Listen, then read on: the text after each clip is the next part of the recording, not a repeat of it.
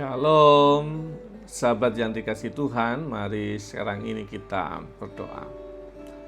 Kami mempersiapkan diri mendengar kebenaran firman-Mu, nyatakanlah kebenaran sabda-Mu kepada kami. Kami mohon dalam nama Bapa, Putra, dan Roh Kudus. Amin. Sabda Tuhan terambil dari 1 Samuel 2 ayat yang pertama. Lalu berdoalah Hana, katanya, hatiku bersukacita karena Tuhan. Tanduk kekuatanku ditinggikan oleh Tuhan. Mulutku mencemoohkan musuhku, sebab aku bersukacita karena pertolonganmu. Sahabat yang dikasihi oleh Tuhan Yesus Kristus, konteks bacaan kita adalah nyanyian syukur dari Hana yang sekian puluh tahun lamanya dia merasa terhina karena madunya Penina itu punya anak dari pernikahan dengan suaminya, dan Hana merasa sangat terhina karena rahimnya tidak melahirkan seorang anak bagi suaminya. Dan dia terus berdoa sepanjang waktu. Dia bernasar, kalau punya anak akan kuberikan kepada Tuhan. Jadi anak bagi dia tidak lagi jadi milik, tetapi dia tahu itu milik Tuhan. Tapi tolong berikan saya kesempatan untuk punya itu, dan akan kuberikan kepada Tuhan. Dan kita tahu lahirlah Samuel, seorang nabi besar sepanjang sejarah Israel yang sangat berpengaruh. Itu lahir dari jeritan hati seorang Hana yang merasa dirinya sangat terhina, tertolak, dan mengalami penghinaan besar dalam hidupnya. Dan apa yang bisa kita pelajari dari bacaan kita sebagai nyanyian syukur dari seorang perempuan Hana? Yang pertama adalah kata hatiku bersukaria karena Tuhan. Ada kata alat yang artinya itu adalah sukacita penuh dengan kegirangan. Jadi tidak sekedar sukacita, ini level dewa ya, level tinggi banget. Dia melonjak karena sesuatu yang sangat sumber gembiranya itu luar biasa gitu ya. Jadi dia melonjak karena ditopang dan ditegakkan dari sesuatu yang terpuruk menjadi tegak berdiri, dan itu sesuatu yang sangat mengembirakan. Dan sukacita ini hanya mungkin terjadi dari Tuhan, karena sukacita ini tidak pernah bisa dihasilkan dari kondisi yang semakin baik, situasi yang semakin membaik, dari sesuatu yang buruk jadi sesuatu yang semakin baik. Tidak pernah sampai pada level sukacita yang seperti ini. Ini hanya mungkin karena dari yang terpuruk itu ditegakkan oleh Tuhan.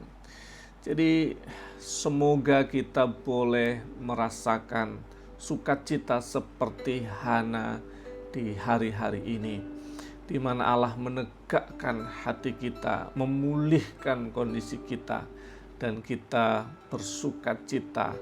Bukan karena kondisi yang semakin baik, tetapi karena kita tahu sukacita itu adalah respon syukur atas Allah yang menopang kehidupan kita. Semoga kita rasakan itu. Yang kedua, tandukku ditinggikan oleh Tuhan. Kata yang dipakai, kata tandukku itu adalah heren, yang dalam budaya Timur Dekat pada zaman itu, Timur Dekat kuno pada zaman itu, kata ini sebagai simbol dari kekuatan, keluhuran, kehormatan, kemenangan menghadapi konflik, seperti tanduk yang berdiri begitu ya. Dan itu sesuatu yang membanggakan, menggembirakan. Jadi dalam posisi ini, tandukku yang ditinggikan itu artinya bahwa Tuhan meninggikan Hana yang rendah, Hana yang tidak bermakna, Hana yang merasa dirinya tidak berguna, itu ditegakkan dengan tanduknya dia berdiri.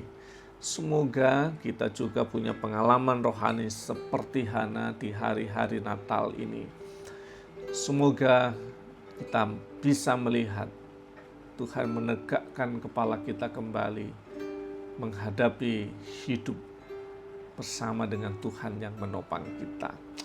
Yang ketiga yang boleh kita hayati adalah mulutku mencemooh para musuhku. Ini yang perlu kita pahami karena kata yang dipakai itu adalah rahaf, yang artinya itu bukan mencemooh sebenarnya, bukan menghina begitu ya. Tetapi kata rahaf itu punya nuansa, dia melebarkan hati, memperluas ruang gerak, memperlebar cakrawala hidup kita. Jadi yang dimaksudkan di sini adalah Tuhan itu memberikan ruang lega yang semula Hana tertekan secara emosional, dia tertekan secara spiritual seperti Allah tidak memperhatikan dia. Dia tertekan secara sosial karena dianggap mandul sebagai kutukan hidup. Dia dilebarkan hatinya, dilebarkan ruang hidupnya, diperluas cara dia memandang kenyataan. Tuhan memperluas hidup kita. Kita tidak perlu mencemooh musuh orang lain, tetapi Tuhan memulihkan dengan memperlebar hati kita, memperluas cakrawala pandang kita, dan itu kegembiraan. Semoga di hari-hari menjelang Natal ini kita merasakan Tuhan yang mendengar doa kita, sehingga kita ditopang yang menghasilkan sukacita. Semoga juga kita ditegakkan wajah kita menghadapi kenyataan dan hidup karena Allah yang menopang itu. Semoga hati kita diperluas, cakrawala kita diperlebar menghadapi kenyataan yang harus kita terima. Karena di situ ada sukacita yang melampaui kenyataan yang kita hadapi. Tuhan memberkati. Mari kita berdoa. Bapa kami yang di surga, dikuduskanlah namamu, datanglah kerajaanmu, jadilah kehendak-Mu di bumi seperti di surga. Berikanlah kami pada hari ini makanan kami yang secukupnya, dan ampunilah kami akan kesalahan kami, seperti kami juga mengampuni orang yang bersalah kepada kami. Dan janganlah bawa kami dalam pencobaan, tapi lepaskanlah kami daripada yang jahat. Karena Engkau-lah yang mempunyai kerajaan dan kuasa dan kemuliaan sampai selama-lamanya. Amin. Tuhan yang menopang hidup, Tuhan yang memperluas cakrawala hati kita, terus senantiasa memberkati saudara. Dalam nama Bapa, Putra, dan Roh Kudus. Amin.